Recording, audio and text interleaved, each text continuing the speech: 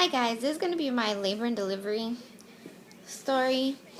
So, my due date, I got pregnant, my doctor said around March 3rd, around there. My last period was February 28th, and I got pregnant March 3rd, and my due date was November 24th, 2012, and, okay, I gotta run away, baby. Hold on. What are you doing? Playing with your pillow pet? Huh? He's playing with pillow pets, so I guess I'll come in here and do it. So, my pregnancy went smooth. The only problem I had was I got a UTI. That was painful. But other than that, I had a smooth pregnancy. Everything was good. Everything was normal. He was a healthy baby. I was, the end of my pregnancy, I was 131. So I gained about 31 pounds when I was pregnant because I was 100. I gained 28 pounds. I was 102 before my pre-pregnancy weight. So, when I went into labor around 3 o'clock in the morning, I was having contractions. Well, I didn't know they were contractions. To be honest, I thought I just had to use the restroom. So, I just used the bathroom, and then I tried to go back to sleep, but I couldn't. And I took a shower. I took a nice hot shower. I took like 3, because I didn't know what the pain was, but it calmed it down. It helped me. So, I went, after I took a shower, it was I like to say 3:30. It was 3:30 in the morning, and I'm sitting there on my phone playing a game, and all of a sudden, I hear a pop, and I felt leaking, like I just felt something wet in my pants, so I ran to the bathroom, and there was a puddle on the floor, and I yelled for my mom, because she came down from Homestead. I yelled for her, and I was like, Mom, my water broke. And she got up. She woke everybody else up in the house. My sister didn't know what to do. They're just looking at me while I'm sitting over the toilet with my water breaking. And they're just staring at me. My mom's putting on makeup. And I'm trying to get my hospital bag ready. And that done with. But it was just so crazy. And so I texted my boyfriend, and I called him. He did not wake up, I guess. He was just so tired, he did not wake up. So I called his mom, and she picked up the phone. I went into labor the same day as my due date, November 24th. And his mom picked up, and she was like, really? I'm like, yeah, I think my water just broke. So she woke up my boyfriend, and he lives right down the street from me. So we drove down, and we came and picked him up, and we went to the hospital. Keep moving, baby, again. We went to the hospital, and they put me in a wheelchair, and the guy said I wasn't in pain. I was okay. The hospital is 30 minutes away. And I wasn't in pain. I didn't feel no contractions. They were little contractions. They didn't hurt as bad. So I was calm. I was laughing. And while he was rolling me to the labor and delivery room, well, they check you in this little room. It's like 3 beds with curtains around it to check, I guess, if you're dilated, to monitor the baby and see if you're actually going into labor, so they can get the labor and delivery room ready for you. So, what are you eating? No, you don't eat that.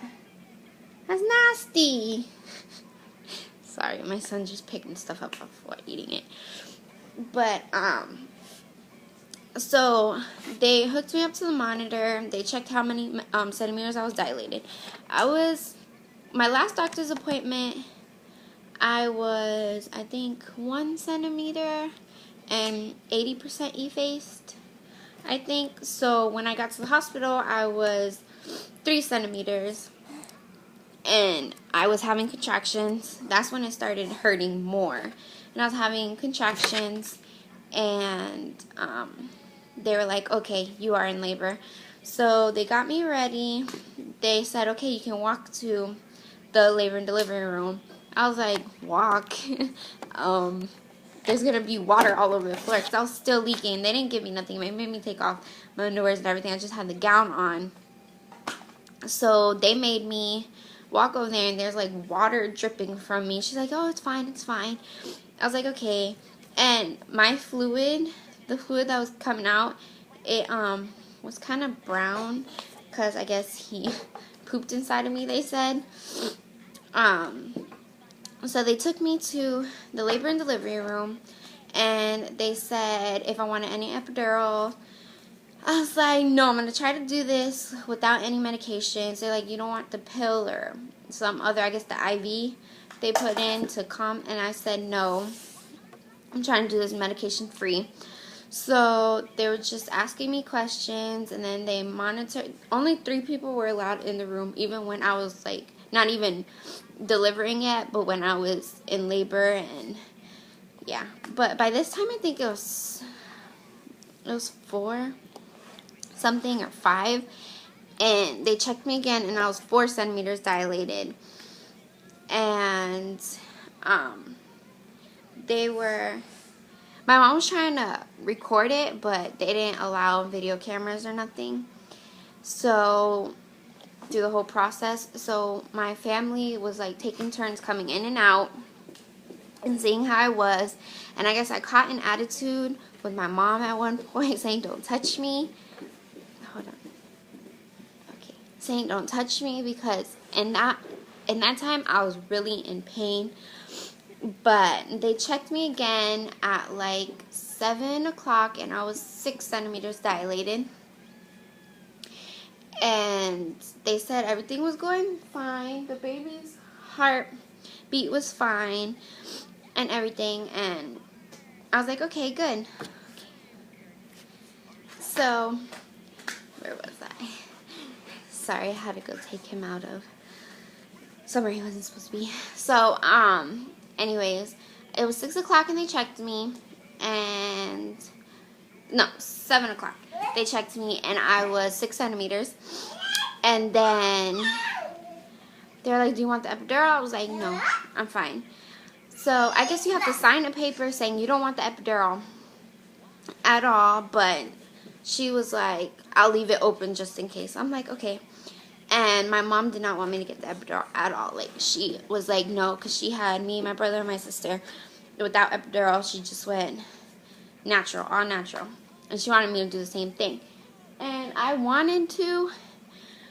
I was going to. I was like on the road of not having medication. I wanted to do it natural, drug-free, everything. But, so it was 9 o'clock. It was 9, no, it was, first they checked me at 8. It was in the morning, at 8 o'clock in the morning, and they said that I was, I think it was 7 or 8 centimeters. I was 8 centimeters, and that's when the contractions started hurting really, really bad. I was crying, screaming. Everybody's trying to calm me down. I'm holding on to the side of the bed because it hurt, because my pain was all the way in the back. Like, it hurt so bad. I don't know what was going on. I never felt anything like that before. It was all, like, my pain was all in the back. Then it felt like a bus just ran over me and kept just going, reversing and hitting me again. It hurt so bad. So they checked me. No, it was 9:30, and I was like, I can't do this. I need the epidural. Please give me the. I was like, no, please give me the epidural. My mom's sitting there. No, you don't need it. Come on, you can do it. I'm like, no, Mom, I need it.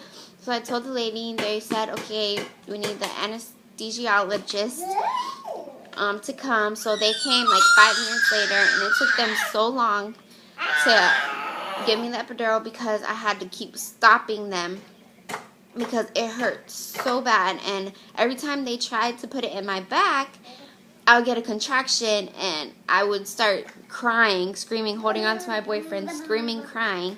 I could not hold the pain. It hurt so bad. What are you doing? You're going, do it. Do it.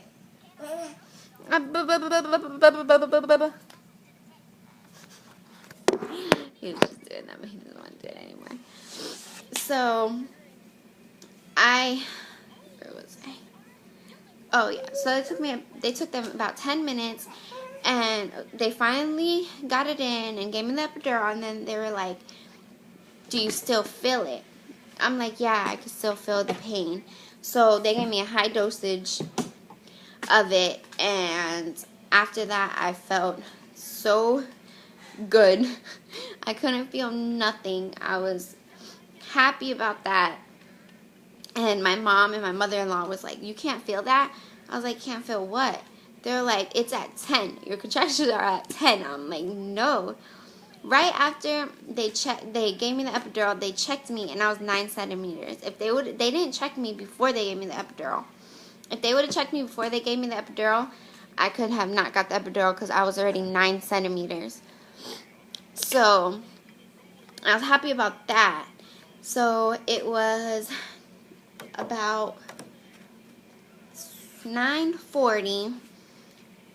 They checked me again, and I was already 10 centimeters. So the lady was like, give me a practice push. So we did a couple practice pushes, and she was, I guess, massaging around it to help it stretch. And we did a couple, and she said, you're ready. She stops me. Everybody was like, she asked me if I wanted a mirror to see, because his head was already, like, you could see his hair. And everybody was like, oh my god, he has so much hair, it's so dark. And she was like, do you want to see? I'm like, no, I just want to get him out. So they stopped me right when I needed to push. I felt like it was so much pressure, I needed to push right then and there. But I had to wait until the doctor came in. And she said, hold on, I have to go get the doctor. And the doctor was taking so long, I had to push. But I was trying to hold not to push.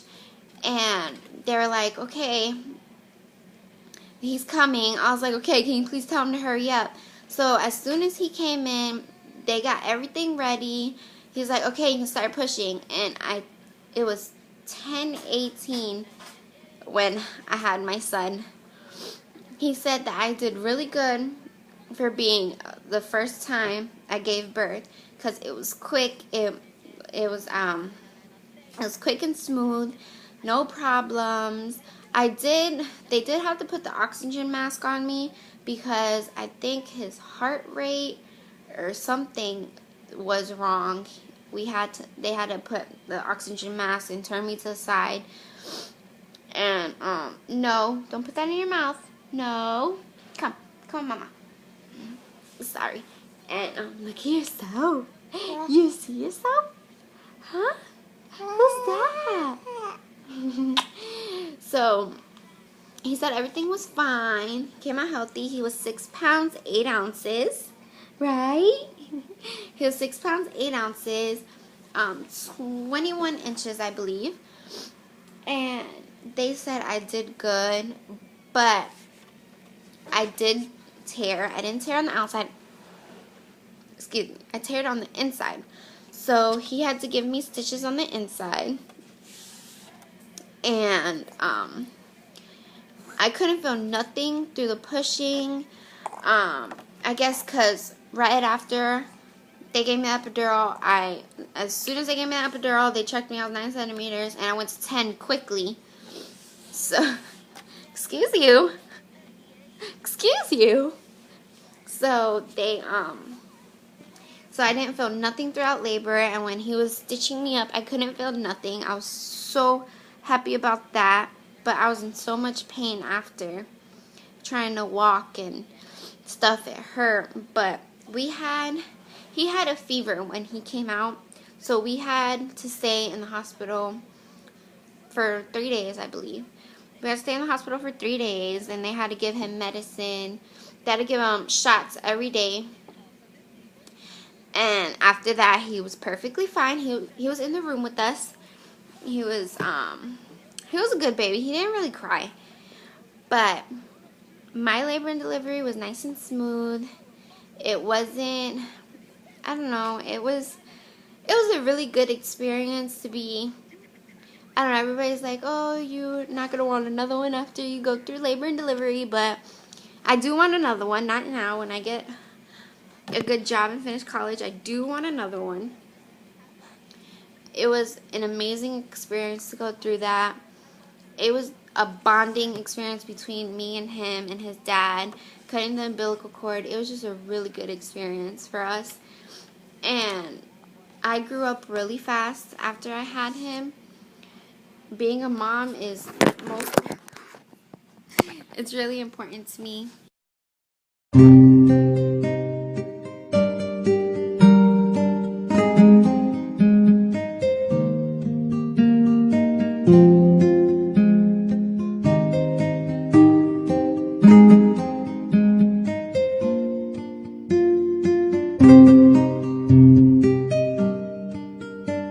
Sorry, he did something. I don't know what he did. But it's really important to me to be a mom, because I try to be, my mom is a great mom. She is a wonderful mom to all 3 of her kids. So I had a good role model. I just want to be a good mom to my son. And I didn't finish school. When I had him, it was during Thanksgiving break at school. So I was out of school for 6 weeks, and so I was still going to school after I had him. I took 7 weeks because I wasn't healed all the way. So I went back to school. I finished. I graduated. He was there at my graduation, and that was the most important thing to me. I wanted my son to see his mom and dad, because me and his father did graduate together. His mom and dad walked across the stage, and he got to, and that was very important to me. I wanted to finish school for him and get a diploma for him. I am the only one from my sister and my brother that has graduated and got their diploma. I am very happy about that. I just want to... What are you doing? I want a better life for my son, and me and his dad are trying our hardest to give him that. And I think we're doing a pretty good job. Everybody else thinks so too, but that'll be it for now.